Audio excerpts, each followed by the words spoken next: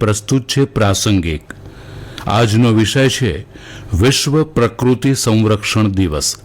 સંપાદન પરેશ મારું, પઠન શીતલ વૈષ્ણવ.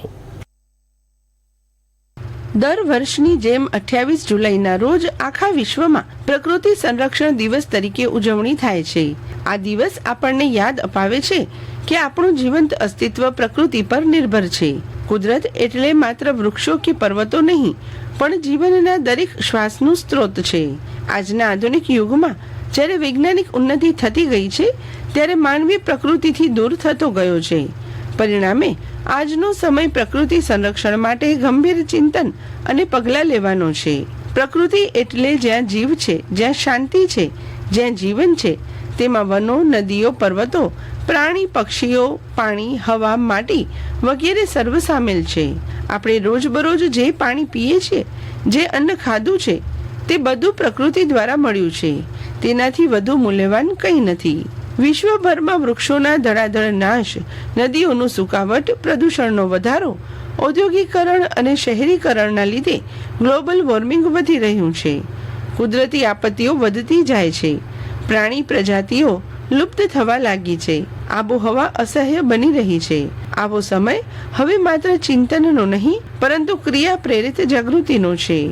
માનવ જાતનું અસ્તિત્વ પ્રકૃતિ વગર શક્ય નથી. વૃક્ષો આપણને ઓક્સિજન આપે છે, વરસાદ લાવે છે, વન્ય પ્રાણીઓ ઇકોસિસ્ટમમાં સંતુલન જાળવે છે, નદીઓથી પાણી મળે છે, જે દરેક જીવ માટે આવશ્યક છે. આમ માનવીનું આખું જીવન પ્રકૃતિના દયાળુ હસ્ત પર આધારિત છે. છતાં માનવી તેના જ આધારને નષ્ટ કરે છે. એ આપણું દુર્ભાગ્ય છે. આપણે કુદરતી સંપત્તિઓના વારસદાર નથી, રક્ષક છીએ. આપણી ફરજ છે કે બાળકોને શૂન્ય નહીં, પરંતુ સમૃદ્ધ કુદરત આપી જઈએ. માટે આગામી પેઢી માટે પ્રકૃતિનું સંરક્ષણ જરૂરી છે. પ્રકૃતિમાંથી સંબંધ તૂટે એટલે માનસિક તાણ, રોગચાળો, ખાદ્યની અછત, પાણીની તંગી જેવા પ્રશ્નો ઊભા થાય. એટલે સંતુલિત જીવન માટે પ્રકૃતિનું સંરક્ષણ જરૂરી છે.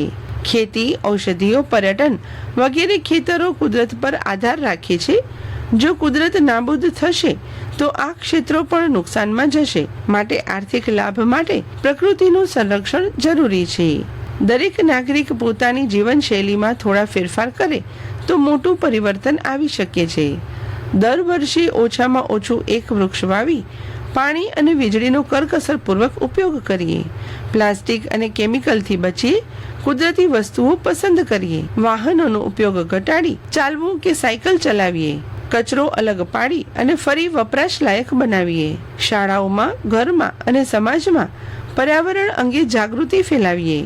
સરકાર દ્વારા વિવિધ યોજનાઓ અમલમાં છે, જેમ કે national green mission, Namami Gange યોજના, વન મહોત્સવ, પ્લાસ્ટિક પ્રતિબંધ અભિયાન. સામાજિક સંસ્થાઓ પણ વૃક્ષારોપણ, કચરો સંચાલન જેવા કાર્યો કરે છે.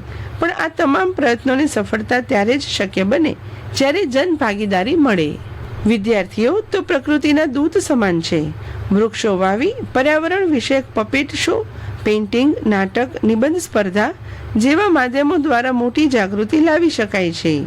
યુવાનો સોશિયલ મીડિયા દ્વારા પણ પ્રકૃતિ બચાવો અભિયાન ચલાવી શકે છે.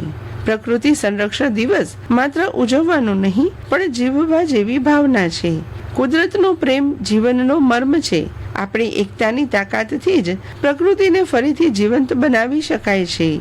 આપણે માનવી તરીકેનો અમૂલ્ય પદાર્થ બચાવવો છે, તો પ્રકૃતિનું રક્ષણ એ પહેલી ફરજ છે. ચાલો આજે સંકલ્પ કરીએ કે અમે પ્રકૃતિ બચાવશું, ત્યારે જ પ્રકૃતિ આપણને બચાવશે. હમણાં જ આપ સાંભળી રહ્યા હતા પ્રાસંગિક. પ્રસારણ આકાશવાણીના ભુજ કેન્દ્ર પરથી કરવામાં આવ્યું.